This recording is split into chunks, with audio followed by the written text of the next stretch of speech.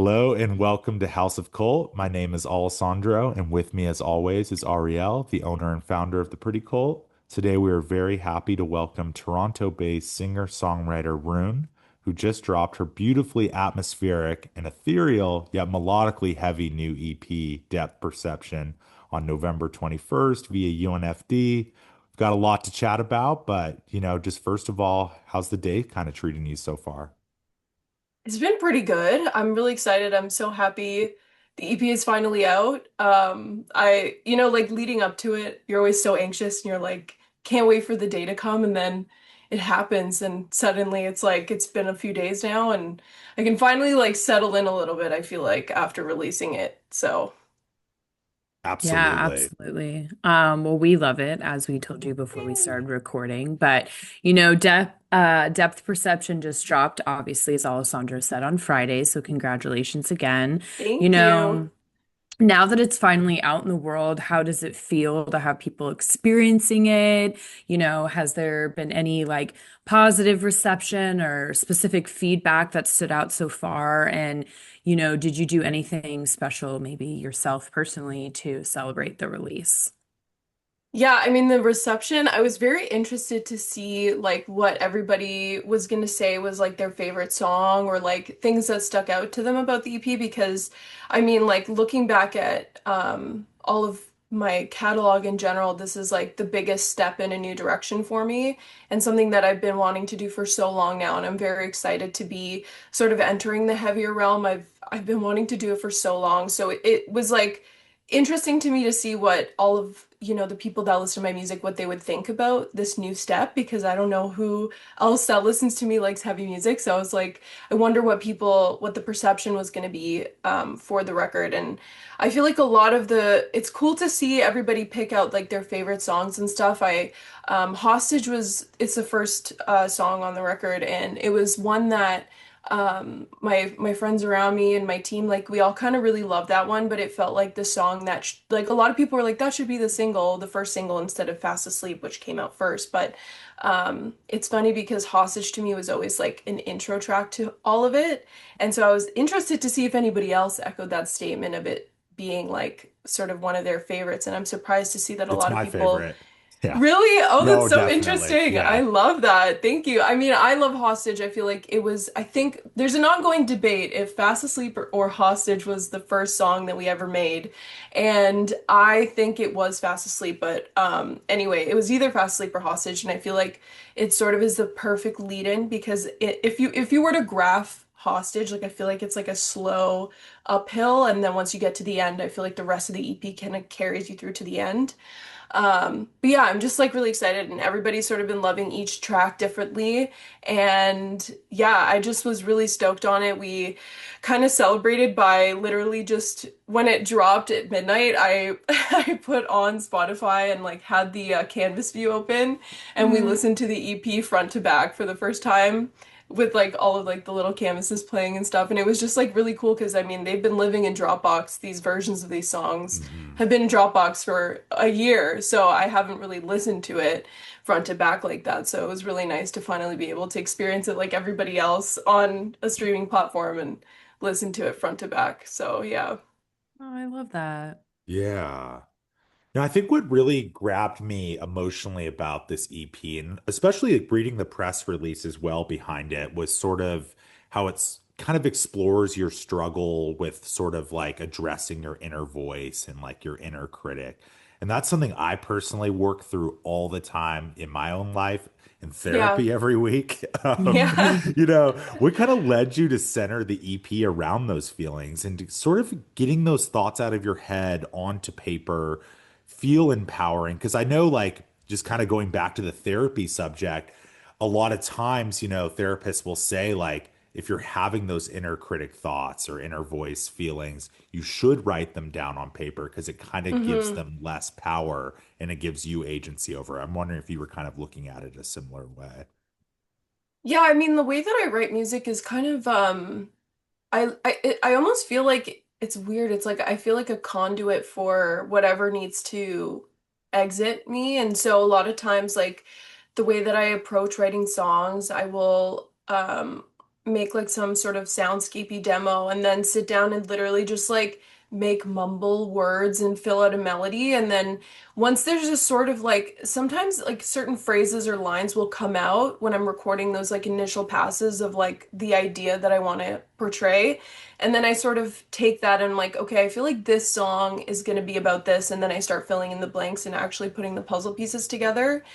And I mean, I wrote a bunch of songs and brought a bunch of demos into the studio, and these were ultimately like the ones that we picked to finish. I mean, 5 songs. We knew we wanted 5 songs, and it's really hard to pick just 5 songs. So we kind of were intentional, especially with the last half of the record, like the first 2 songs. Um, I mean, Fast Asleep was written.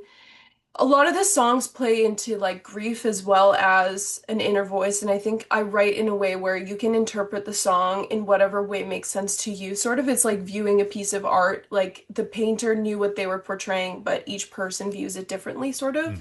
Hmm. So I think I like the fact that my lyrics are sort of open-ended in a way, but at the same time you can kind of get the gist of what's going on. And I think that like writing music is really cathartic for me, especially just being able to like express emotions and things that I feel like most musicians feel that way when they write. Like it's sort of the most pressing things at the time. And I think a lot of what I went through, especially trying to bridge the gap between where I was and where I am trying to be and where I am now with my music, was dealing with that self-doubt and like really struggling with kind of being confident in a way and like sort of saying like, you know what, I am actually doing a good job. I really do like what I'm doing, but you know, you're always your own worst critic, and I definitely, you know, struggle with that like a lot of us do. I feel like it's a human condition thing for all of us to be comparing ourselves, or I mean, it's really easy now. So, yeah, a lot of these songs are super cathartic for me to just like even to create something that feels like an emotional release. Like for me, Sacred is a fun one because the outro of Sacred,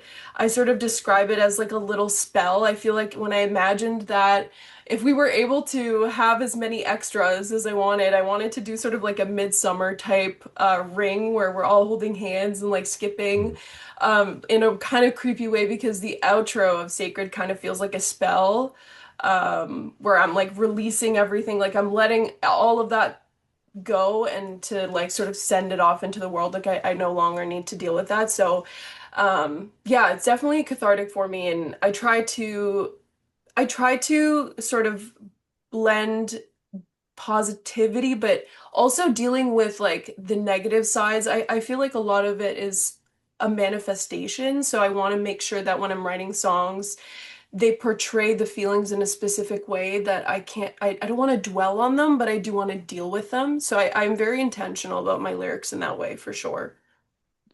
Absolutely. Yeah, it's so interesting you bring that up because I feel like Ariel and I have noticed this on like so many of our episodes is especially going back to the inner critic thing, like the imposter syndrome thing is so Yeah. common with artists more than ever today.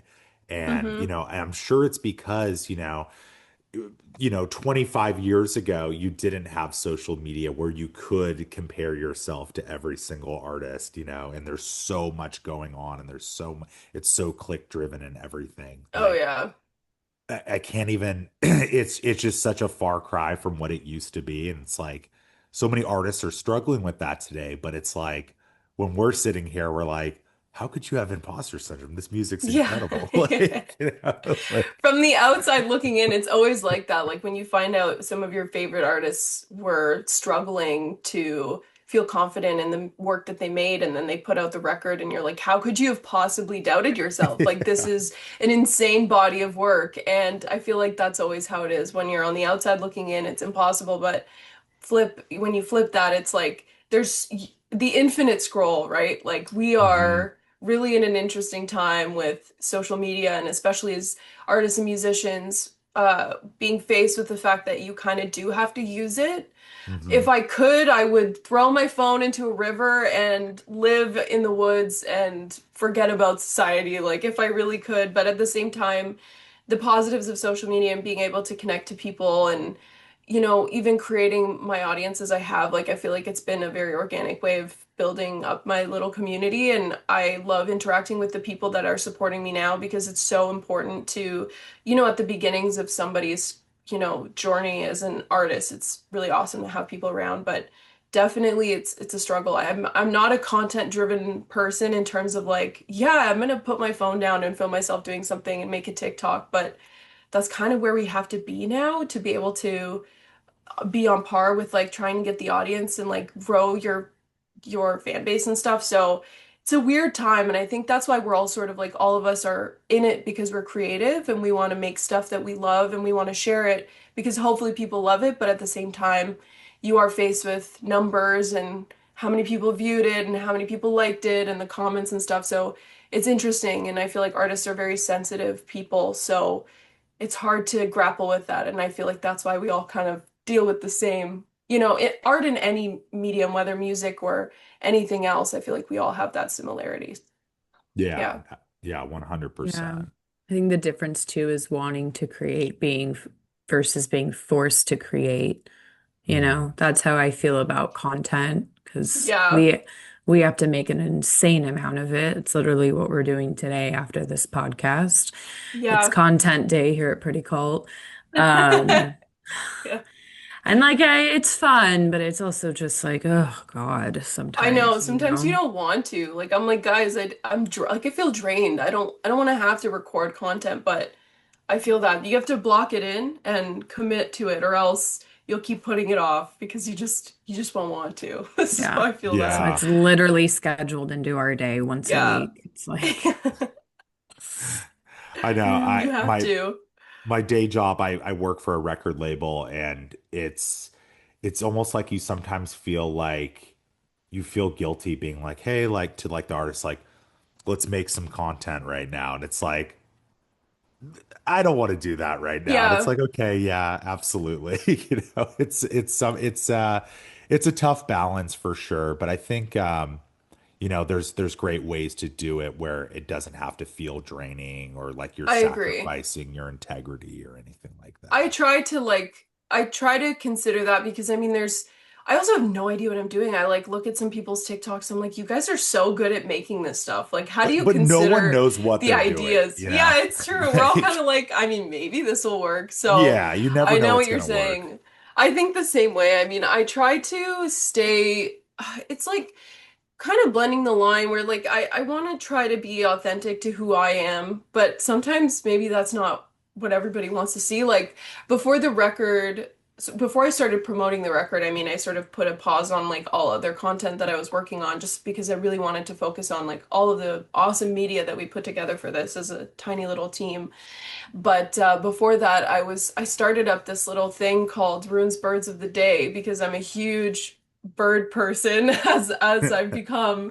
And I would feature like two birds on my Instagram, and I was actually like really enjoying making those episodes because people that like literally did not even consider birds exist would like message me and be like, you know what, I'm actually really looking forward to your little Runes Birds of the Day episode whenever you put it out. And I was like, this is kind of cool. So finding little ways to like make content that feels like not forced and authentic to me, and then also putting that together with the stuff that will obviously do much better or hopefully do much better feels a little bit Yeah. less draining, I think. Yeah, that's smart. Wow, that's awesome. yeah, I love I love that. that. Yeah. Yeah. Thanks. Yeah, before we kind of dive back into the EP, would love to kind of touch on your origin story a bit. Correct me if I'm wrong, but you're first generation Canadian, but you're of Hungarian descent? Correct. Yeah. So I mean, my family is from sort of like the Transylvanian region. So it is Romania, Ah, modern day Romania, but a long history of borders moving. So a lot of yeah. my like culturally, I would say I'm very Hungarian, but my family was born in Romania in Cluj-Napoca. So um yeah, I only speak English and Hungarian. I was supposed to learn Romanian and I never did, which would have been cool because we visited Romania about 2 years ago and I was like, guys, I don't know what anyone's saying, but I can speak the other language. But yeah, so I am first generation Canadian and my family raised me very like culturally European. So That's it's so yeah. cool. I got the chance to visit Hungary last year. Ariel was getting married in Prague. I think it was yesterday was the year My anniversary. 1 year anniversary. Woo! Yes. Hell Yes. yeah! Yes. and following the wedding, my girlfriend and I, we went to Budapest. We just took the train from Prague, Yeah, and I think it's my favorite city in the world. Like, it's I think so Hungary beautiful was there. incredible. Like, and the Yeah, people were so friendly, but it was yeah. so funny. You mentioned like speaking Hungarian, like, because my girlfriend and I were like, I would move here. This is awesome. And then we were talking to this guy at a bar, and he was like, it's the hardest language to learn, It's like, very ever. difficult. I'm Yeah. so glad my parents were like, we're going to teach you that the moment you start speaking, it'll be Hungarian Yeah. first and then English when you go to school, because English is, you can pick that up much easier. But Hungarian is an interesting language. They actually use it as like an alien language. So Halo actually has it as one of the alien languages that they What? speak because of how strange it is, because the language base is Uralic, which is not basically only a couple languages use it. So Finnish is a Uralic language, Hungarian, and then the rest are indigenous languages that are not very commonly spoken anymore. So I believe the Sami people speak Uralic as well as a bunch of little communities. So it's not a very, it's a very strangely put together. Like when you make words in Hungarian, you just keep adding more and more and more to the end and then create a very long word. And Yeah. it's very strange. So it is a hard language to learn. It would be easier when you live there, but if you ever do move, I would love to move there too. I would love to move. It's Hmm. so beautiful, I like think the only Europe word I and learned was kosinum. Is that thank you? I think. Kusinum. Yeah, thank Kosinum. you, Yeah, there we Kusinum. go. Yeah, Yeah. yeah. No, Phonetically, it's weird too. Like when you yeah. speak, you know what I mean? Like I love hearing people try to speak Hungarian because it's like I try to teach my boyfriend's trying to learn as well because at home my mom speaks when he's with us with me and my family, like my mom speaks like a broken Hungarian English. So when we're Okay. together, she'll speak to him in English Hungarian. So she'll say like grab this, but she'll say English and Hungarian at the same time. So he kind of like has to figure it out. And I love hearing people speak it because it just sounds so fun. It's awesome too because, on the track of Road, you actually feature some lyrics in Hungarian. And like I thought that was so cool to read. It's like I would have never noticed that because like Yeah. it sounds like you kind of tucked it behind certain It's definitely things. tucked, yeah. Yeah, I want to eventually, like when we work on the full length record, I would love to make a song just in Hungarian, whether it's an interlude or something like that, just because it feels very like sci-fi fantasy and I feel like it would create a really cool Hmm. atmosphere. But I love tucking it into a road because it creates a dialogue actually in that song in the outro, the English and the Hungarian. So yeah, I really wanted to play those two like together because they sound so different, but it creates more of a soundscape. Yeah, that's so Yeah. cool. Yeah. I hope you do that. That'd be cool. I Yeah. love Yeah, I anything will. I pianist want singing. to. Yeah, that's like what I draw from. So I was like, I need to do it.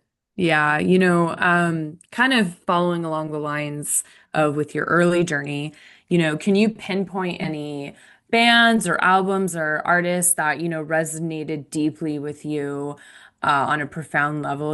When did you begin writing your own songs and when, I guess, in your life do you feel like you started mapping out your future of, okay, I want to also be like a singer-songwriter?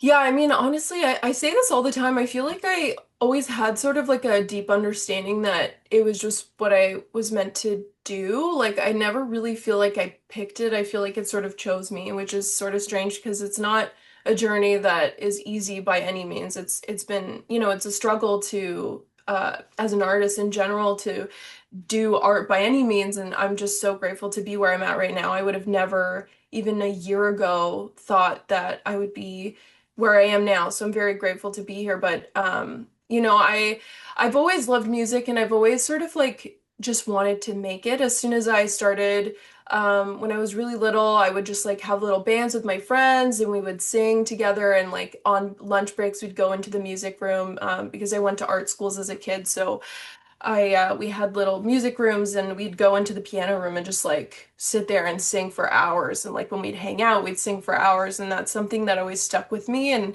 I got to a point where I wanted to start writing my own music. And I remember it's funny because my influences are all across the board. Like when I was a kid, was super drawn to like the R&B stuff that was like really popular at the time, but I was like so enamored by Christina Aguilera and I wanted to be Mm. her so bad. So I was like really like trying to do her vocals and that was like the vibe that I really loved and like the Pussycat Dolls and Sierra and all that stuff. Like that was huge for me. I loved that music when I was younger. And at the same time, my dad was really interested in like electronic music, so he played that a lot when I was a kid. And I think that stuff really stuck out to me and has always been something that I love just because of like the sheer atmosphere that you can create with electronic music. So like Vangelis is a somebody I really love and look up to, and the Eurythmics and a lot of synthy like 80s synth, but also like a lot of soundtracks and stuff. Like even now,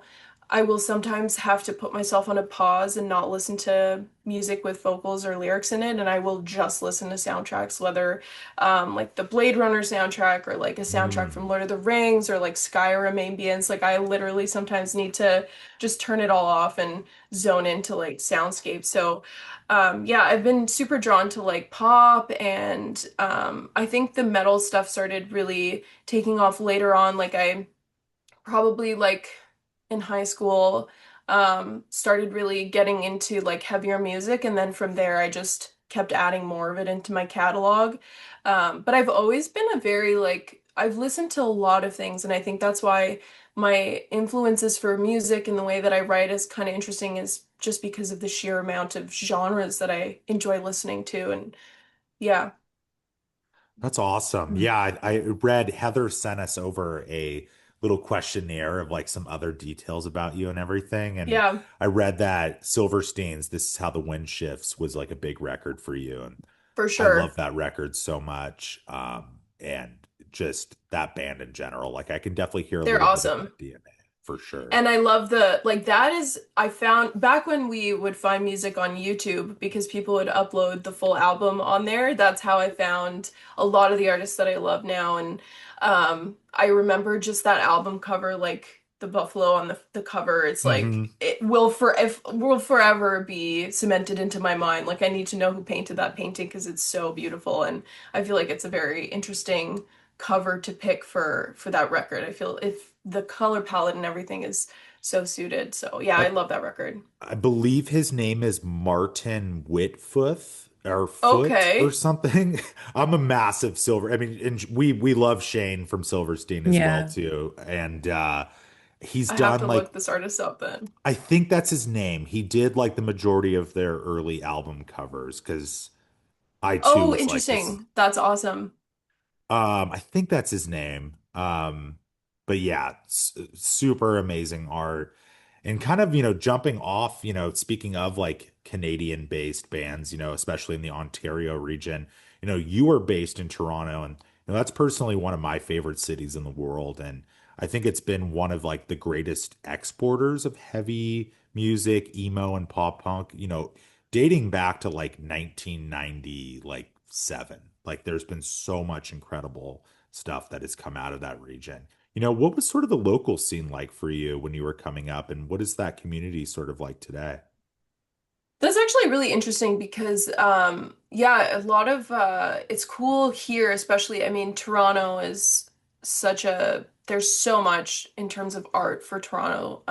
There's a lot of different like communities packed into Toronto with all sorts of different art forms. And I think the interesting thing is too is in terms of heavy music, a lot of it also originates from like the outside of the city, east and Mhm. west, and then we all kind of congregate at the venues and stuff in Toronto. But I think for me, like I started when I would go see shows, like a lot of the heavier music that I would go see live was sort of later on. A lot of the earlier live shows that I went to were not actually heavy music. So I feel like I'm sort of getting an introduction, and a lot of the bands that I do see now are not local from Toronto. Like I see some of my favorite artists play in the city, and but I'm really excited because I feel like with this stuff, I'm actually able to like talk to a lot of the local bands because now I am making music that they're sort of making, and I love to support them. So yeah, just going to all of those little shows that they do whenever I can, and also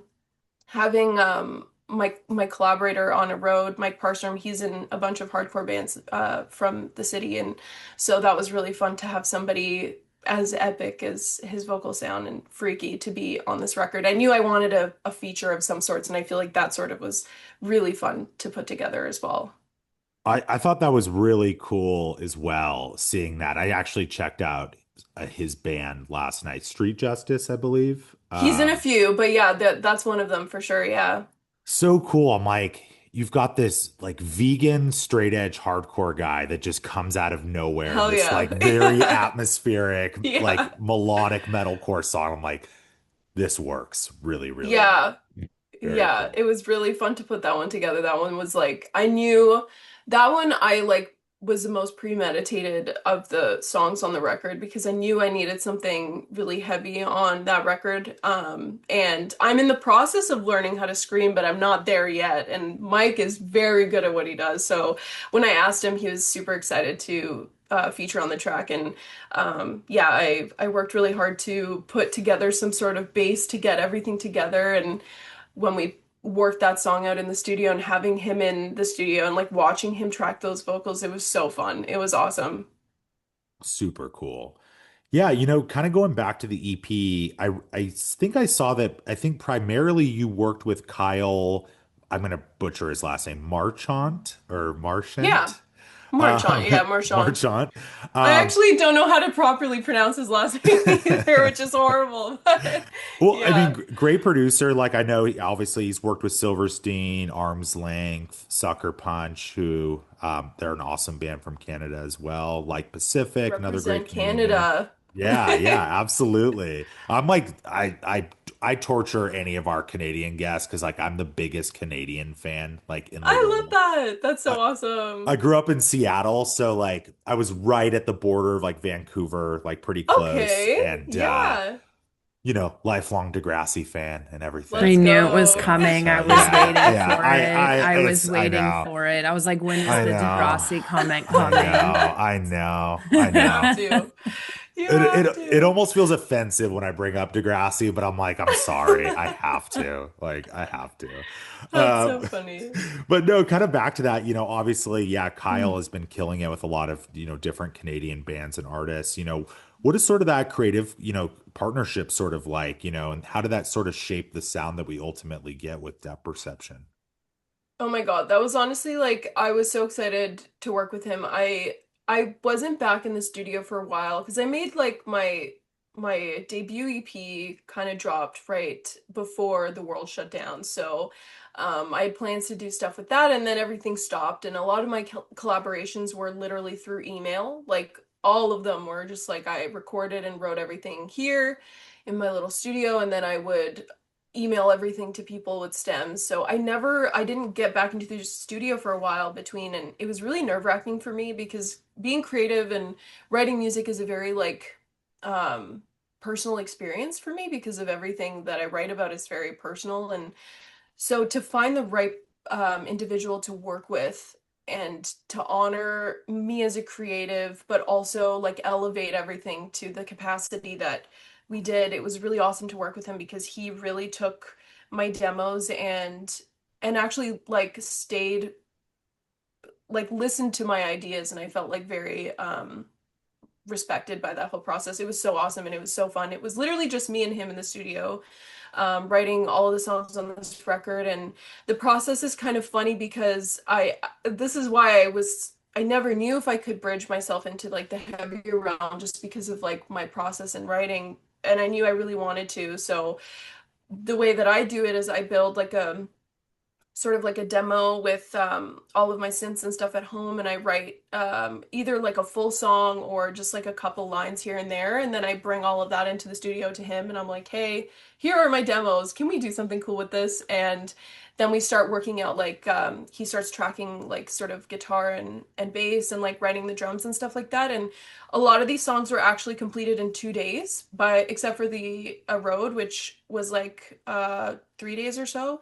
But yeah, basically I'd bring the demo in, we'd sort of make a scratch of like what the song was going to feel like and how it was going to look. And then that night I would drive home from the studio, stay up till 3 a.m. sometimes, writing additional little synth pieces and like rewriting the songs in some cases to suit the new vibe, and then come in the next day and we'd track the vocals. And that's how the record was made, which was Wow. really fun for me. Yeah, it was a really interesting experience and really fun because I've never done anything like this before. And I'm really excited for what is to come now that I've finally stepped into this world. And I feel like Mhm. I'm a bit more confident in myself as well. Like the first two songs were very nerve-wracking for me because I was actually terrified to sing in front of somebody for the first time in a really long time, which was something I wasn't expected. I didn't expect that. And also like collaborating with somebody in real life as opposed to emails was also a little nerve-wracking because of how I feel like I kind of have to open myself up to be able to do that. So yeah, it was just an awesome experience to make this record with him. That's rad. Yeah, that's super cool. I love that. You know, kind of continuing, what would you say your favorite track on the EP is from a personal standpoint? You know, if someone, who might be listening is going to check out your music for the first time, what song do you want them to listen first that, you would say best encapsulates your sound?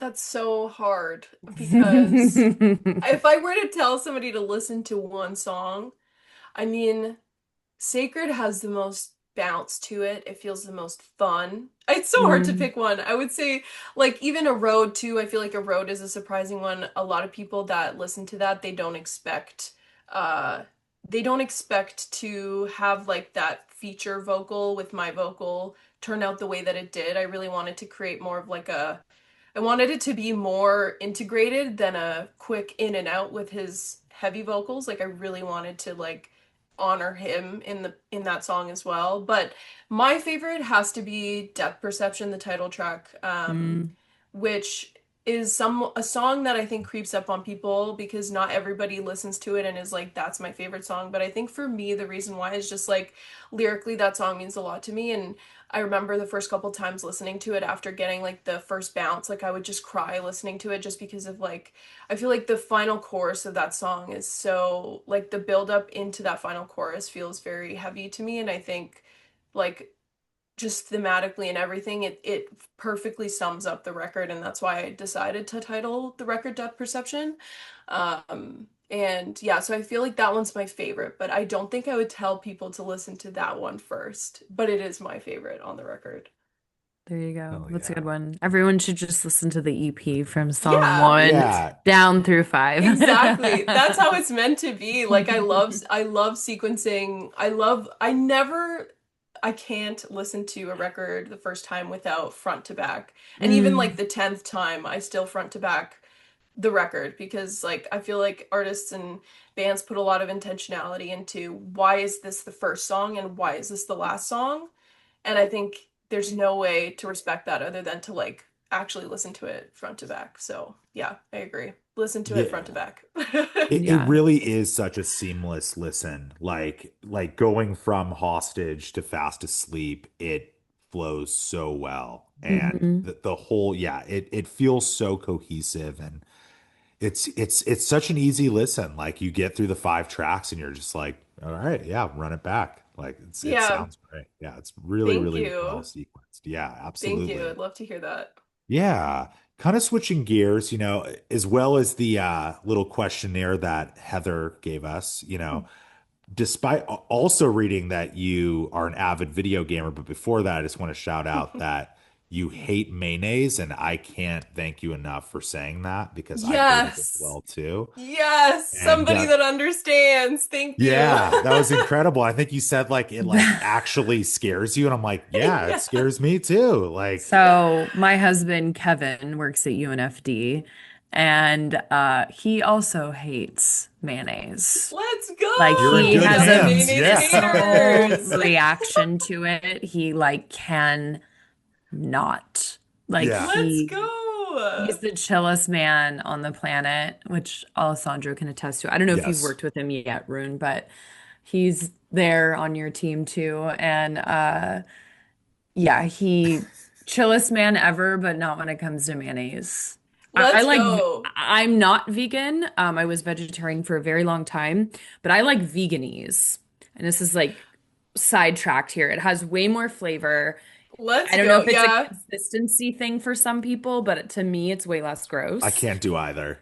Okay, I Yeah, think it's a I consistency kind of thing. it's Yeah. probably just what they make it of. I was also a vegetarian for a really long, actually from birth until like I was 10 or something like that, and then had a brief stint where we went to Europe and I ate a lot of meat in Europe, and then came Yeah. back and I went vegan for 5 years.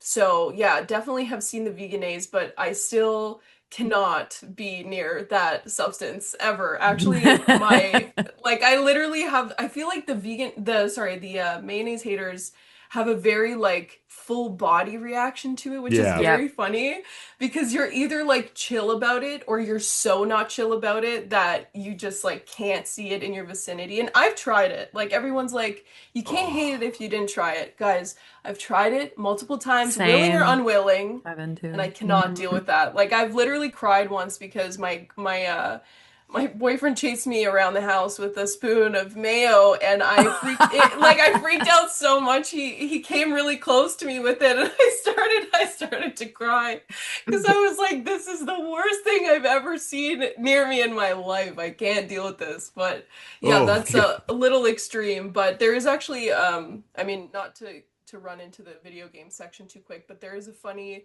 Twitch clip where I did a bit of Twitch during the pandemic and I played was it was Resident Evil 7 I think that I was streaming, and there's a section where you're in the cafeteria and you have to Uh-huh. use like the camcorder or whatever, and I zoom into a bottle of mayonnaise, but the way that it's like sort of preface that it's like the scary thing in the game. Anyways, it's a really funny Twitch clip, and we watch it on my stream all the time just because it's so coded for the mayonnaise haters.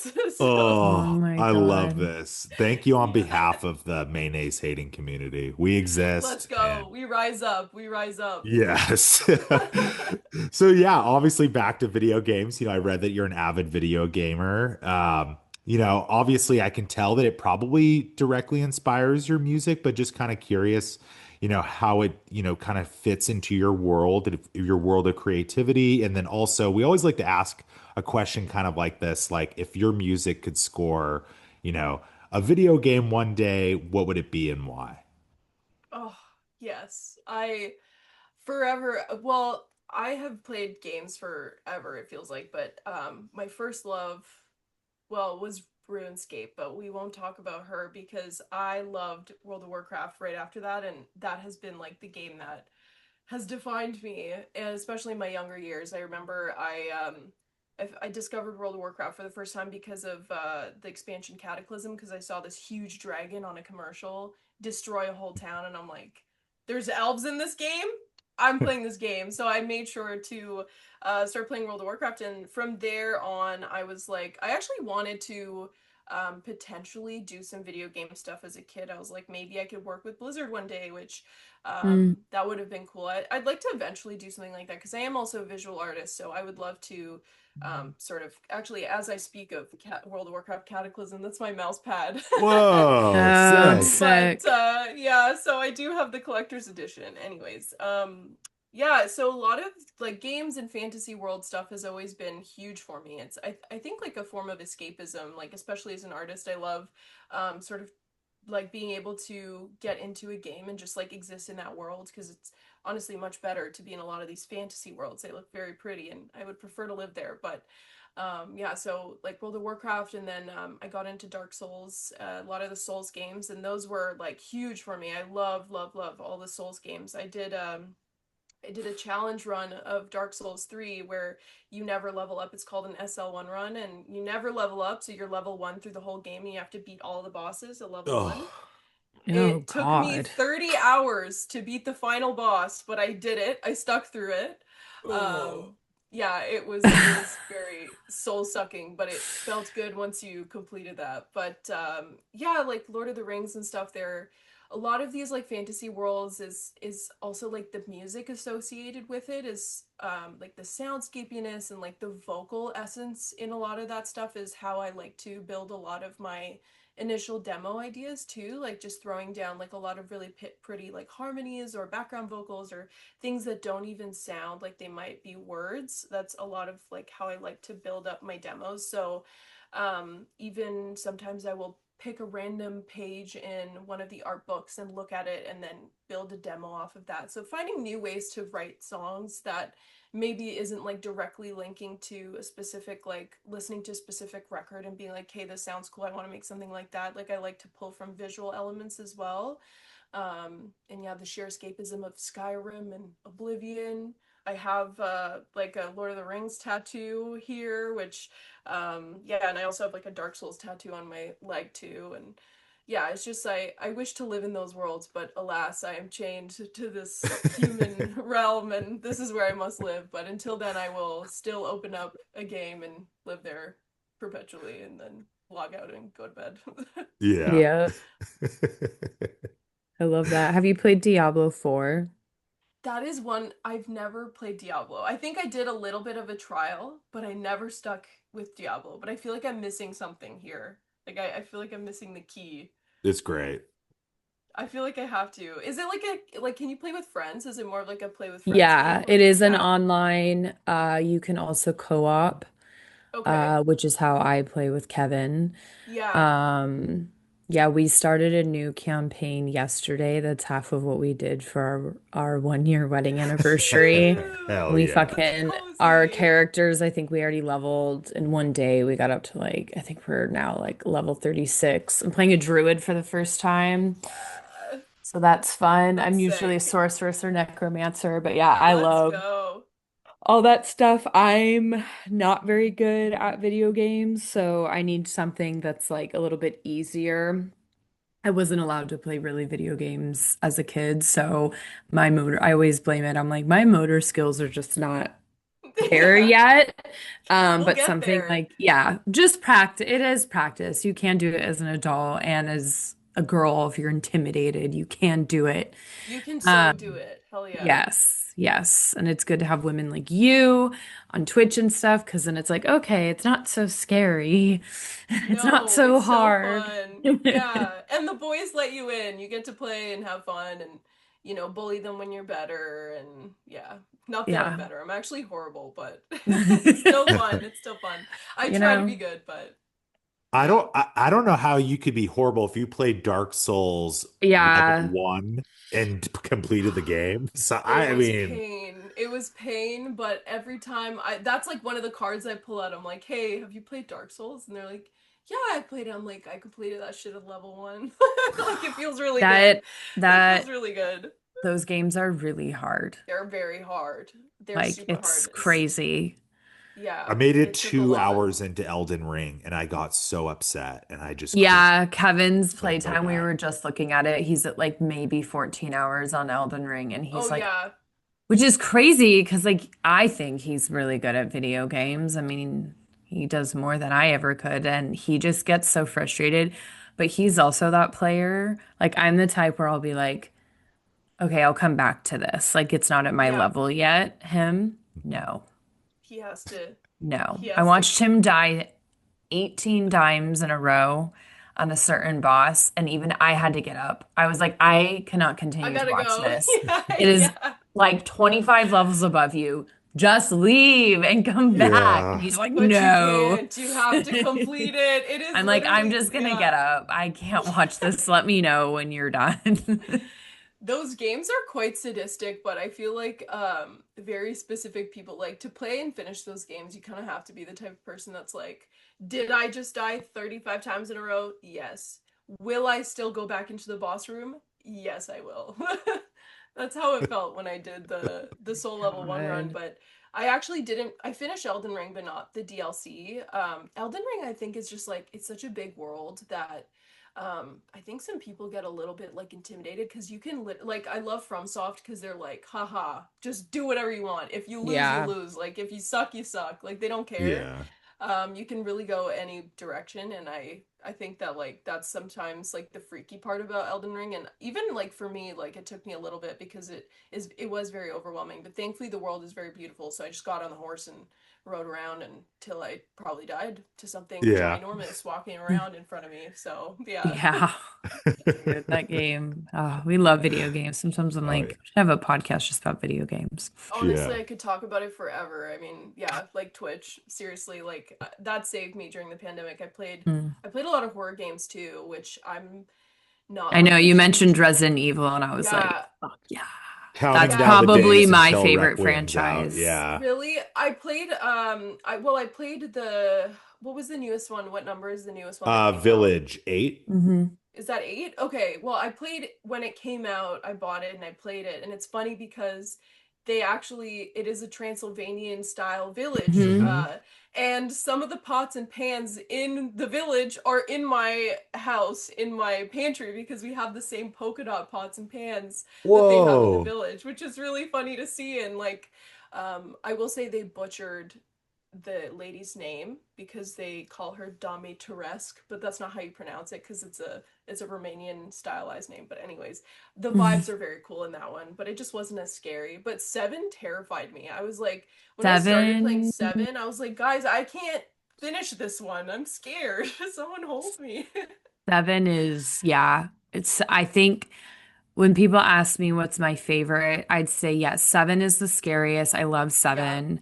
I do love four. 4 is my That favorite. one's in I Italy. haven't Yeah. played that one yet, but Oh, It's, I will 4 play is it the now. goat. Yeah, Play you yeah, it. gotta four Play play it. is that. Okay. great, but I'll play Village is it. also, I Play mean, the they're all remake though. great. Yeah. Yeah, Okay. play the Okay. remake. That's what I've It's on my played. Steam list, so I will buy it now.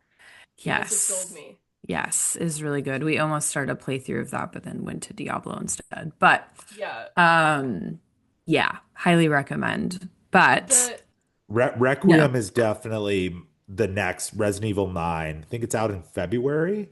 That's like my Yeah. most anticipated game of the year. they're putting Yeah. I didn't even know they're putting another game out. That's cool. Yeah. Yeah, and it Woohoo. already looks like it's gonna be. I mean, who knows? Maybe it'll be terrible, but to me it looks like it's gonna be the best Resident Evil game Ooh, of I'm all time. Like, excited. I guess like the Yeah. premise is like you're like play as a main character that like a lot of times in survival horror games, like, Yeah. the person is like pretty well equipped to like fight off, zombies or monsters. And like they have Yeah, like maybe with a some gun or military something. training or something, Yeah. right? Mm-hmm. This is like a character that like is just like so not that, and like they're just like thrown into it and they're terrified, and it's like your character doesn't have sort of like that, like, I guess, like sort of, like confidence of like, yeah, like I know how to handle like a firearm or something like that. It's like Yeah.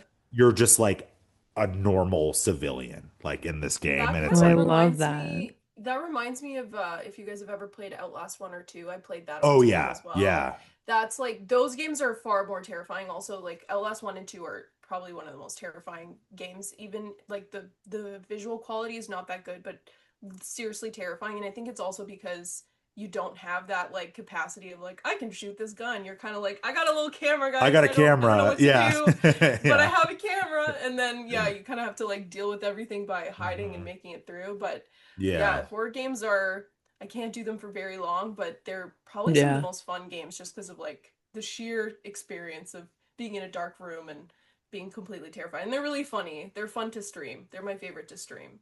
Yeah. Yeah, they're my favorite for sure. Dude, gotta love it.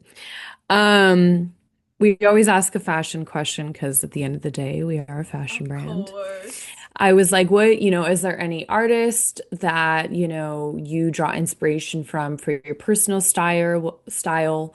What are some of your favorite, clothing or fashion brands? And, how do you kind of put together your own looks and express your own style and aesthetic? Yeah, I mean, so I feel like with the stuff that we recorded with the music videos, we I had it was such a small team. It was just me and my director and his partner actually helped. stylize.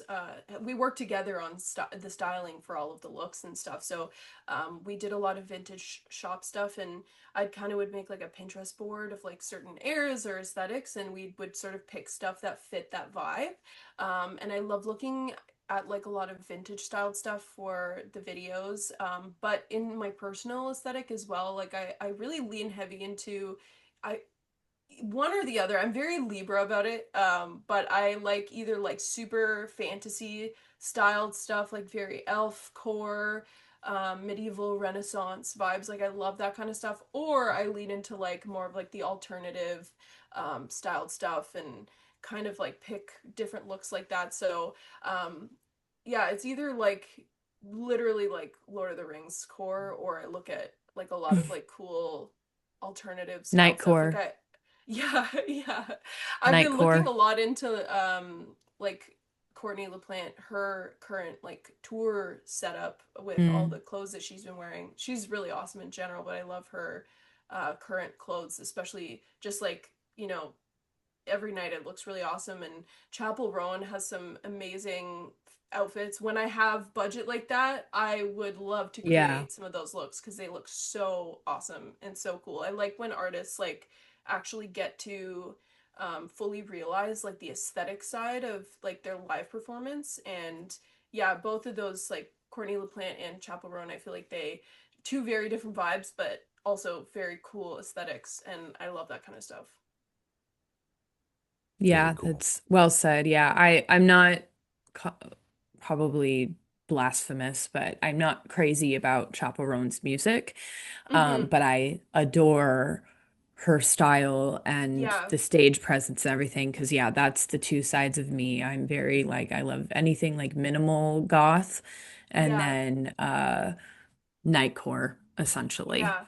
is the two worlds that I live in. So Yeah, I you yeah. have to pick the two. Like I feel like you can't. A lot of people pick one streamlined aesthetic, which is cool, but I'm like, there's too many cool options here, No, guys. I Like just pick. and yeah, being a designer, I get bored, so I need Yeah, of course. options. I need Yeah. options. I also like how humble you are, Ariel, that you just did a clothing collaboration with Courtney and Spirit Box with your I clothing saw that. line. Hella cool. Hella cool. It's, you know. That was But so I good. will say I'll give some I don't know what the word is, accolades. The Flowers. Yes, the flowers to the designer that actually dresses Courtney on for tour is Mm-hmm. Ashton Michael, and he's incredible. I don't know if you follow him, but No, but he slays that. yes, he's Yeah. responsible for making a lot of the clothes that she actually wears. And then last tour was on a Bane, another incredible artist. So I personally am very inspired by them as well. So definitely check them out if you Yeah, I like will. her tour outfits. They, I know, have worked on many things, and Ashton does like he does all the cool people. That's so Yeah, cool. Oh, Avril, Gwen, like okay. there was an era Yeah. of Meg that he did, Meg the Stallion. Oh, But yeah, cool. he does all the cool stuff. Corn, tons of stuff. Mm. So definitely check him out. And yeah, I'm like, I don't know. Yeah, I guess I am humble. It's like similar, like I don't, not that this podcast is about me by any means, but I'm like, I don't have I guess imposter syndrome, but Yeah. I'm the opposite where I have a lot of Capricorn in my chart. I'm an Aquarius, but I'm very career driven and nothing is ever good enough. So when I Cool. accomplish something, I'm like, Okay, the next. okay, yeah, Yeah. that's cool. I did that. I don't really like it's weird. And that's a problem within itself, like having gratitude and being able to sit there and be like, oh, I did this really cool thing. I'm like, okay, I did it. I kind of feel that in a Let's go. way. I know Let's what you're move on saying. now. Yeah, like I kind of feel that in a sense. Also love the astrology girly moment, but Oh yeah. yeah, I think I'm a Libra double Aquarius, which I don't know entirely what it means, but my Mm. cousin, when she's like definitely an astrology girly, and when we talked about it, she knew that I had double Aquarius. She was like, okay, like we're dealing with something here. So a little scary, but I don't know what it means. But anyway, I kind of agree. It's sort of like I feel like it's like once you accomplish something, I'm also sort of like, okay, what's the next? Like, let's look forward and continue building onto the next thing, which I'm trying to be a bit better at just being like, congrats, you did something cool. Just soak in Yeah, that for a second instead of being like ever on the climb for the next thing that you want to achieve because I feel like it's endless. it is. I know. And just being like, okay, yeah, pat on the back. I did Yeah. that. Yeah. I did that. But Yeah. speaking of coming next, EP's out. Are you starting to put together your live show? Can fans, expect to maybe see a show here or there? Or will you be on the road soon? Or beyond touring, is there anything else that our listeners should keep on the radar for? Oh my God, yeah, we have a lot planning. We're in the planning stages. The We're going to be doing the EP release show in Toronto, and that should be sometime next year. I would say probably around February, is what we're looking at this point. Either end of January or February. But from then on, I would love to sort of like we're working on doing a tour situation. I would love to start getting on the road because that's something I've dreamt of doing forever and just have never gotten myself to the point where I could. I've always played little shows here and there, but tour would be amazing. So that is something I'm really trying to build myself up for. And for that as well, we're going to be working on some new stuff. I'm thinking hopefully a couple new singles within the next year that I can bring with me on the road. That's sort of like my next goalpost.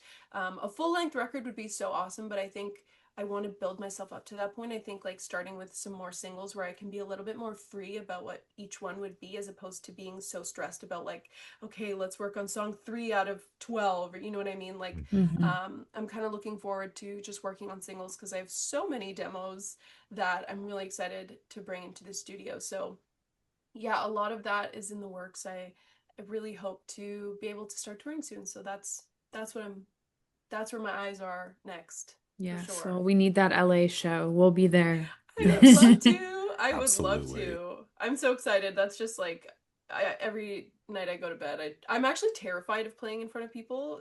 So it's sort of a double-edged sword for me.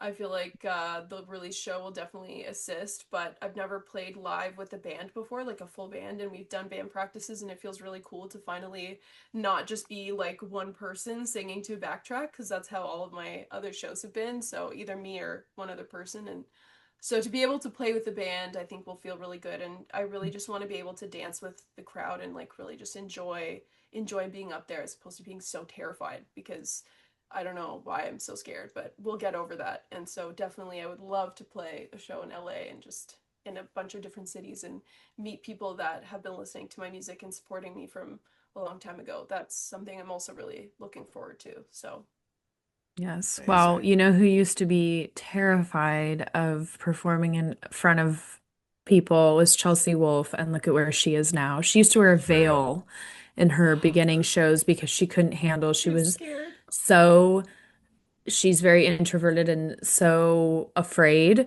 She used to wear a veil, and look at her now. So, Yeah. I didn't you know got that's the this. origin for that. Yeah, Yeah. that's it's nice Mhm. to hear other artists that are also so terrified because I'm like, I surely I'm not the only one Mm-mm. that's really No, scared of no. people perceiving me in that capacity, but it's nice to hear people that experience that but also grow past it and are able to actually become confident at a certain point. Like I feel like we all get there somehow. So I'm sure I will get there. I'm looking forward to it. Yeah, you will. Absolutely. I have all the faith. Thank Absolutely. you. Well, this has been amazing. Thank you so much for chatting with us. Like, truly can't thank you enough. And, Thanks, once again, guys. It just was so congrats on the fun. EP.